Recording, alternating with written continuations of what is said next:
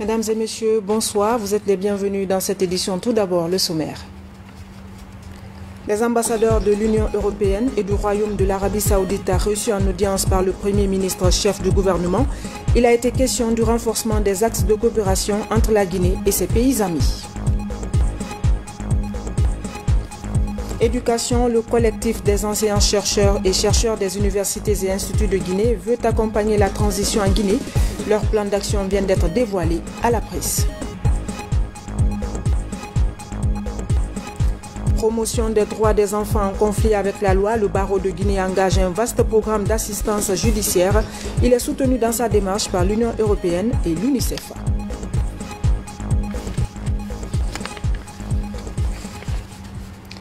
Bonsoir et bienvenue. Au Palais de la Colombe, le Premier ministre chef du gouvernement a échangé avec les ambassadeurs de l'Union européenne et du Royaume de l'Arabie saoudite en Guinée. En toile de fond, le renforcement de l'axe de coopération entre la Guinée et ses partenaires traditionnels pendant cette phase de la transition. Compte rendu à Camara. La Guinée et l'Union européenne se parlent ouvertement au nom de la relation d'amitié franche et du partenariat traditionnel et stratégique. Les diplomates européens sont venus traduire au Premier ministre leur volonté d'accompagner la Guinée dans la réussite de la transition. Pour se rassurer de la convergence de vues et le partage des valeurs communes, ces ambassadeurs à Conakry ont posé au chef de gouvernement un certain nombre de préoccupations autour de la feuille de route de la transition. C'était une rencontre de prise de contact avec le Premier ministre depuis sa nomination. On est venu en formation de l'équipe Europe, donc l'ensemble des ambassadeurs représentés dans votre pays, présents dans votre pays. Ça a été une très belle discussion. La première question qu'on a posée au Premier ministre, c'était de nous décliner un tout petit peu les différentes phases qu'on pouvait attendre pour la transition qu'il doit gérer. Et il nous a fait des explications sur effectivement les différents éléments, la mise en place du gouvernement, comme le travail aussi en parallèle avec les institutions internationales et les idées qui sont sur la table pour la refondation de l'État et les différentes étapes de la transition. Nous comprenons que ceci ne peut pas se faire d'un jour à l'autre, donc il y a quand même des préalables qui doivent être accomplis. Et donc si notre contribution peut être utile à cette tâche, nous sommes disponibles. Il faut quand même qu'on fasse le travail ensemble de façon main dans la main. Peu avant, le Premier ministre Mohamed Beyavougui a reçu l'ambassadeur du Royaume d'Arabie saoudite en Guinée. Les nations ont des liens historiques qui tendent à se diversifier. J'ai rencontré ce matin son Excellence Monsieur le Premier ministre, chef du gouvernement. Au cours de cette rencontre, nous avons échangé sur les axes de coopération bilatérale entre nos deux pays et les voies et moyens de raffermissement et de la diversification de cette coopération. Et nous avons exprimé nos félicitations et nos meilleurs vœux à son Excellence suite à sa nomination à ses fonctions de Premier ministre, tout en le souhaitant plein de succès et de réussite dans ses missions. Et nous avons exprimé notre vœu de bonheur et de prospérité pour la Guinée et le peuple guinéen. Globalement, nous avons passé en revue tous les axes de coopération bilatérale entre nos deux pays et dans tous les domaines pour le bonheur des deux peuples et des deux gouvernements. Mohamed Beyavougui a assuré Dr Hussein Nasser Al-Dakelala que le CNRD, sous le leadership du chef de l'État, Mamadi Doumbouya, est disposé à renforcer la coopération avec le Royaume d'Arabie saoudite dans tous les domaines de coopération. Le sujet relatif à la qualification des conditions de pèlerinage des Guinéens au lieu saint de l'islam a été longuement débattu au cours de cette entrevue. Nommé par décret du président de la transition, colonel Mamadi Doumbouya, au ministère des Infrastructures et des Transports, Yaya Sow a été installé dans ses nouvelles fonctions. Le promu a une feuille de route axée sur l'obligation de résultats pour booster ce secteur clé du développement. Fodé Camara. L'économiste Yaya Sow, qui a longtemps travaillé à la CEDEAO, est désormais le ministre des Infrastructures et des Transports. Les routes et les transports, deux secteurs névralgiques de locomotive du développement socio-économique. Fruit de la promotion Mao de l'université guinéenne, option économie mathématique, Yaya Sow a été ambassadeur de la CEDEAO auprès de l'Union européenne à Bruxelles. Ce consultant aguerri vient à la tête de 2 structures transversales à la croisée des chemins. J'apprécie à sa juste valeur la bienveillance à mon égard de son Excellence, Monsieur le Président de la République, le colonel Mamadi Doumbouya, qui m'a nommé à ce poste très important de ministre des Infrastructures et des Transports. Je lui exprime à cet égard toute ma gratitude et je n'oublie pas non plus le Premier ministre, M. Mohamed Baouvegui, avec qui j'ai cheminé dans la fonction publique internationale, chacun au gré de ses pérégrinations. Je mesure toute l'importance de la fonction et des tâches qui y sont attachées. Les infrastructures sont le socle du développement, car ce sont elles qui permettent d'irriguer l'économie, de faciliter la circulation des personnes et des biens et de favoriser l'accès au marché. Je mettrai toujours devant la gestion axée sur les résultats. Nous devons faire des résultats, mes chers collaborateurs. Principale priorité du nouveau ministre des Infrastructures et des Transports, offrir des moyens de transport public modernes aux populations et ouvrir les grands chantiers de désenclavement pour oxygéner les circuits de commercialisation. Monsieur le ministre, je vous invite à orienter vos priorités dans la mise en état de certains axes routiers pour le bonheur de nos populations. Chose possible avec la collaboration des cadres du département, l'appui du gouvernement et l'apport essentiel de nos partenaires au développement. Cet aspect doit être accompagné par le développement des moyens de transport public urbains et interurbains. Quant à la capacité d'accueil de nos infrastructures portuaires et aéroportuaires, il est judicieux d'envisager leur extension et leur modernisation pour les mettre aux normes et standards internationaux. Pour réussir sa feuille de route, le ministre des Infrastructures et des Transports a dévoilé au public sa politique managériale. Une politique qui gravite autour de la trilogie travail assidu, compétences et esprit d'équipe. Les 3 nouvelles femmes ministres ont toutes pris fonction aussi hier mercredi. Tout d'abord au ministère de l'Information et de la Communication, Rose Paula Prissemou tient désormais les rênes de ce département. Elle a été installée dans ses fonctions par le ministre secrétaire général du gouvernement en présence de certains membres du CNRD et travailleurs du dit département. Mamadi Tarna Kamisoko. À 37 ans, Rose Paula Prissemou devient la 2e femme ministre de l'Information et de la Communication de Guinée. Son installation ce mercredi 27 octobre mobilise cadres du département, parents et amis. Le ministre secrétaire général du gouvernement a rappelé l'immense chantier qui attend la ministre Prissemou. Madame la ministre, l'un des défis qui vous interpelle est de créer un environnement favorable pour permettre à la plus grande majorité des Guinéennes et des Guinéens d'accéder à temps réel à l'information publique par le biais de la radio et de la télévision. Autres défis, et non les moindres, que votre département doit relever sont, entre autres, améliorer la migration de l'analogie vers le numérique de la radio et de la télévision, assurer la mise en place des équipements et infrastructures de communication de dernière génération, veiller à la formation et au perfectionnement des personnels des médias de l'État.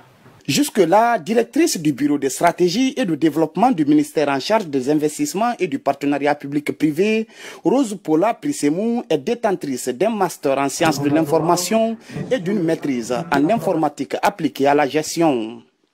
Elle détient également un master en gestion des technologies de l'information à Québec, au Canada. Sur proposition du Premier ministre, chef du gouvernement, M. Mohamed Baouvegui, Son Excellence Monsieur le Président de la République, chef de l'État, le colonel Mamadi Doumbouya, m'a fait l'honneur de me nommer ministre de l'Information et de la Communication.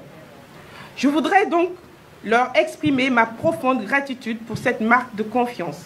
Chers travailleurs du ministère de l'Information et de la Communication, dans les prochains mois, nous aurons à mener ensemble d'importants chantiers allant dans le sens de la refondation du secteur de l'information et de la communication.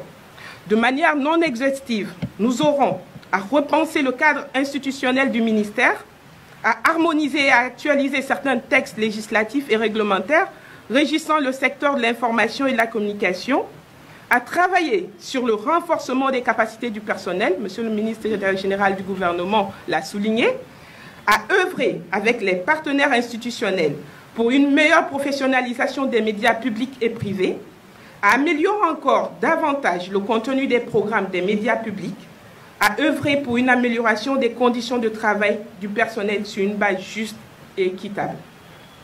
La réussite de ces missions nécessite une conjugaison d'efforts de tous.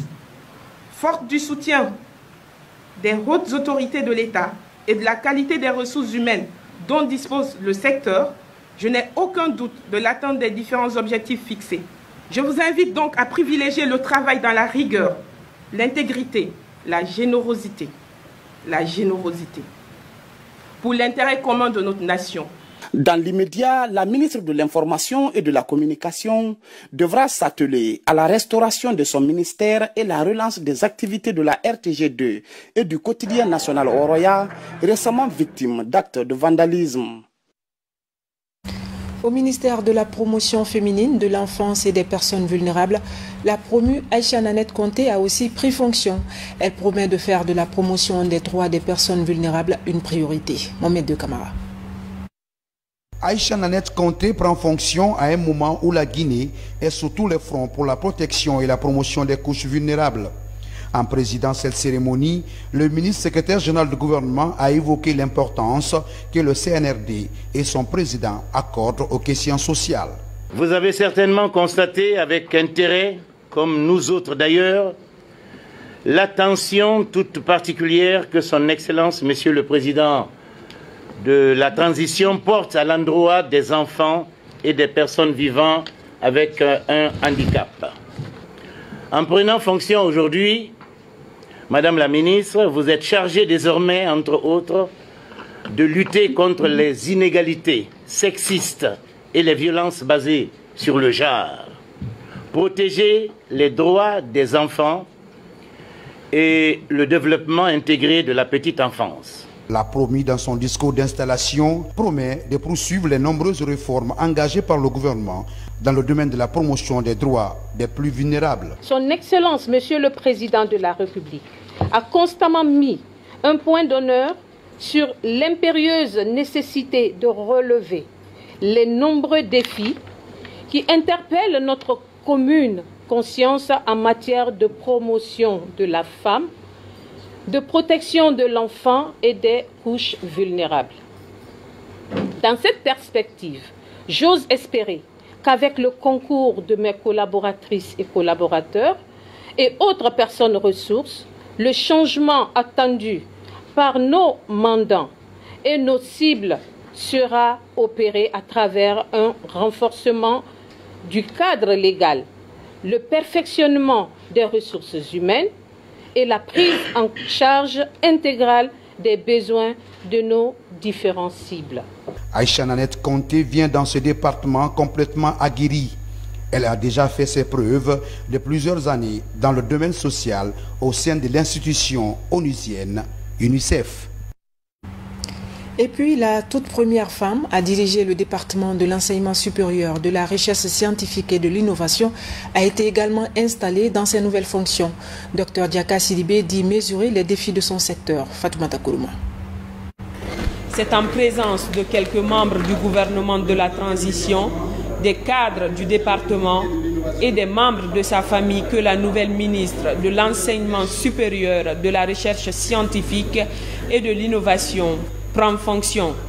Madame la ministre, votre nomination est l'expression de la confiance que Monsieur le Président de la République, à travers Monsieur le Premier ministre, chef du gouvernement, a placée en vous, en vous confiant les destinées de ce grand et prestigieux département. Madame la ministre, pour aboutir à des meilleurs résultats dans le domaine de la recherche et de l'innovation technologique, j'ai espoir qu'avec votre riche expérience managériale et votre ardeur dans le travail, vous engagerez des réformes nécessaires pour créer un cadre idéal et des meilleures conditions pour l'épanouissement des chercheurs et scientifiques guinéens. À 33 ans, Dr Diaka Sidibé est la toute première femme à prendre les rênes du département de l'enseignement supérieur, de la recherche scientifique et de l'innovation. Je mesure la portée de cette mission que me confie le chef de l'État. Je m'efforcerai, sous la direction et le leadership du Premier ministre, chef du gouvernement, de l'accomplir avec humilité, détermination et abnégation. Aussi, une nation se bâtit à travers les découvertes de ses chercheurs et occupe sa place dans le concert des nations par l'épanouissement de ces derniers. Chers collaborateurs, il y a donc du chantier au sein de notre département. Précédemment directrice générale de l'Institut des mines et géologie de Boké, elle invite ses nouveaux collaborateurs à se pencher sur l'état des lieux du système d'enseignement, de recherche et d'innovation afin de s'inscrire dans une démarche d'amélioration continue des infrastructures et surtout valoriser les résultats de recherche. On reste dans le domaine de l'enseignement supérieur où le collectif des enseignants-chercheurs et chercheurs des universités et instituts de Guinée était face à la presse. Les impératifs du système éducatif guinéen ont été abordés ainsi que le rôle de ce collectif dans la transition. Le point avec Valérie Talimane. Initié dans le but de veiller sur les valeurs et principes universitaires, le collectif des chercheurs et enseignants-chercheurs des universités et instituts de Guinée fait face à sa responsabilité. Actifs dans les différents campus du pays, ces universitaires se penchent sur la problématique du système éducatif guinéen. Un mémo sur le système éducatif assorti de ces réflexions est destiné au CNRD. On ne s'est pas contenté d'identifier simplement les problèmes, mais on a aussi identifié les causes de ces problèmes. Mais au-delà, on a proposé aussi des pistes de solutions. Ces pistes de solutions méritent des réflexions, si vous voulez, en groupe et puis pour pouvoir sortir concrètement les vraies solutions. En cette période où les nouvelles autorités du pays ambitionnent la refondation de l'État, chercheurs et enseignants-chercheurs veulent jouer leur partition dans la réussite de la transition. Cependant, des impératifs sont à noter dans le domaine de l'éducation. Les enseignants ici ne sont pas bien formés, ils ne peuvent pas bien former les cadres là, dont on a besoin. C'est le tout premier impératif qu'il faut voir de très près pour pouvoir justement jouer ce rôle. Ensuite, la réforme de l'éducation doit se faire pour toucher du doigt l'ensemble des axes important et prioritaire de l'enseignement supérieur. Le tout premier axe, c'est la formation des enseignants, c'est l'enseignement. Ensuite, la recherche scientifique et troisièmement, la contribution, n'est-ce pas, au rayonnement de l'institution, du milieu. Trois axes prioritaires de l'enseignement supérieur. Au-delà, ce collectif mise sur les états généraux du système éducatif. Un mécanisme pour soigner les maux dont souffre l'éducation et promouvoir la recherche scientifique en Guinée. Et puis la Guinée ambitionne de réformer le secteur de l'éducation, notamment l'enseignement franco-arabe. À ses côtés, l'ISESCO, l'Organisation du monde islamique pour l'éducation, les sciences et la culture. Pour réussir le pari, une formation des encadreurs franco-arabes vient de se tenir ici à Conakry. Reportage Carnos Mandialo. En appuyant cette rencontre de travail sur les méthodes pédagogiques de l'enseignement de la langue arabe et de l'éducation islamique, l'ISESCO, l'Organisation du monde islamique pour l'éducation, les sciences et la culture, entend soutenir les réformes initiées par l'État dans le secteur éducatif. La Guinée cherche à harmoniser les stratégies et programmes d'enseignement en langue arabe. L'appui de l'ISESCO permet ici de former un noyau de formateurs. L'enseignement franco-arabe, il y a beaucoup de manquements au niveau de la formation pédagogique.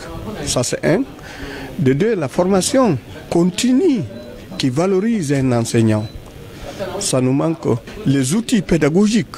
Donc raison pour laquelle l'Organisation du monde islamique pour l'éducation, les sciences et la culture, en tant qu'organe techniques, avisées nécessaires d'accompagner notre pays pour corriger ces lacunes. Autour d'un consultant venu du Royaume du Maroc, des experts locaux partagent leurs visions et leurs expériences pour un enseignement franco-arabe de qualité dans les écoles tant publiques que privées. Si on veut traiter quelque chose, on vient des racines.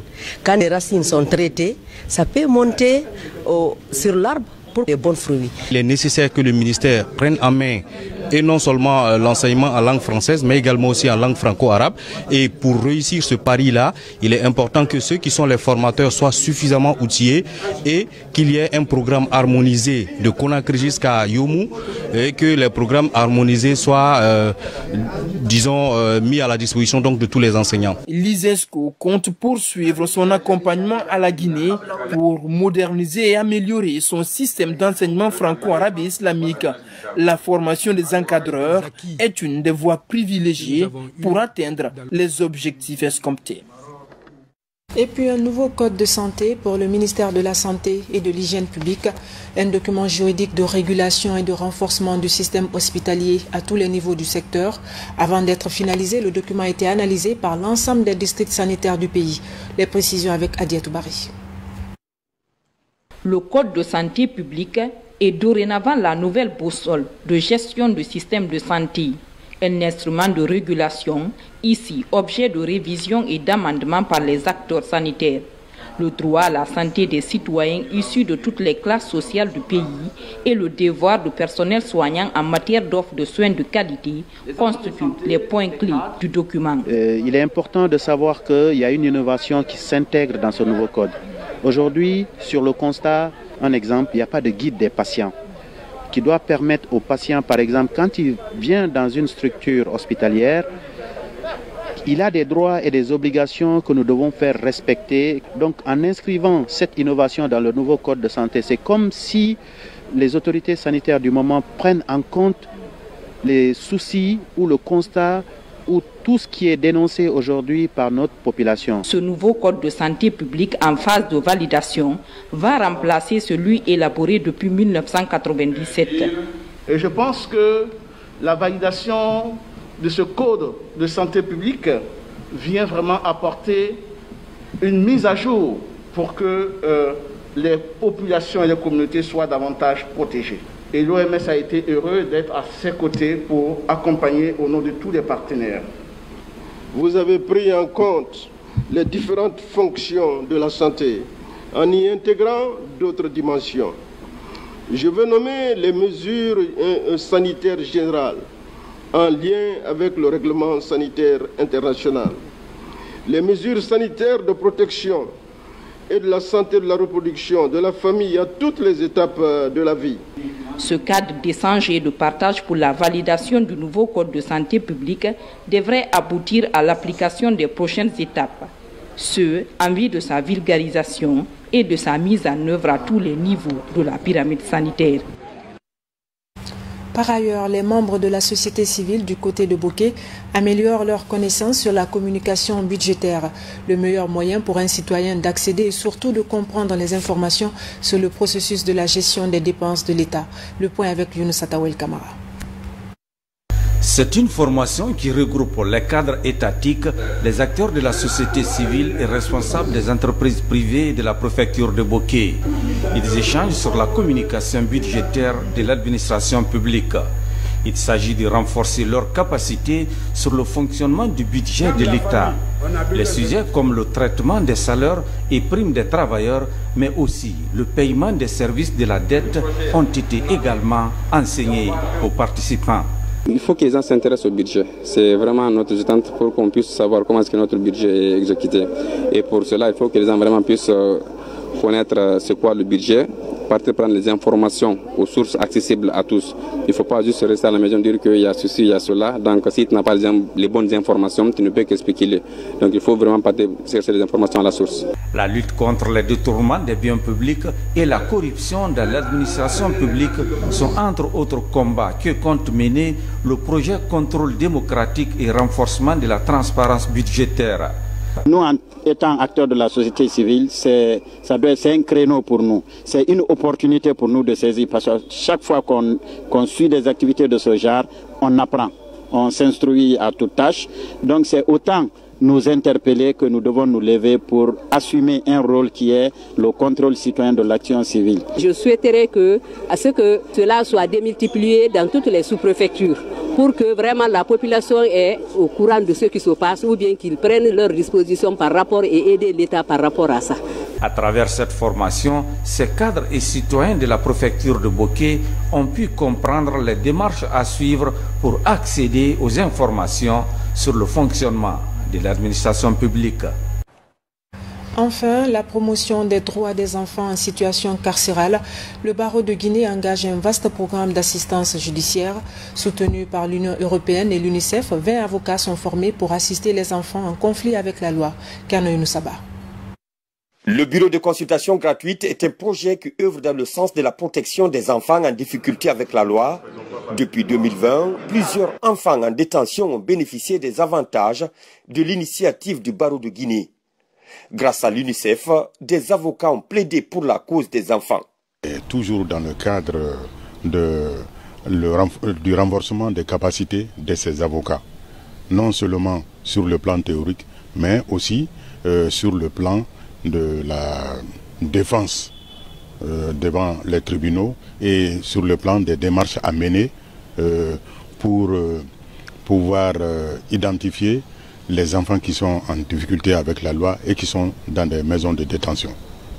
L'UNICEF s'est assuré que ces enfants, lorsqu'ils sont en conflit avec la loi, lorsqu'ils sont en contact avec la loi, qu'ils bénéficient de toute l'assistance judiciaire nécessaire et adéquate. Et ce bureau de consultation gratuite qui a été mis en place avec des avocats qui vont apporter leurs services gratuitement à ces enfants, a déjà commencé à faire ses preuves. Le projet entre dans sa deuxième phase. Cette fois, 20 avocats du barreau sont formés. Ils doivent veiller sur la situation des enfants en conflit avec la loi. Ça va changer beaucoup. Ça va d'abord permettre le jugement rapide des cas soumis à l'examen du tribunal pour enfants. Et ça va éviter la détention prolongée des prévenus, surtout des prévenus mineurs qui sont à la maison centrale. Les bénéficiaires sont outillés sur les techniques de défense des droits des enfants. À travers l'Union européenne et l'UNICEF, le barreau de Guinée est engagé à promouvoir les libertés fondamentales. Voilà, mesdames et messieurs, c'est la fin de ce journal. Merci à vous de l'avoir suivi. Je vous retrouve à 17h pour une nouvelle page d'infos. Bonsoir.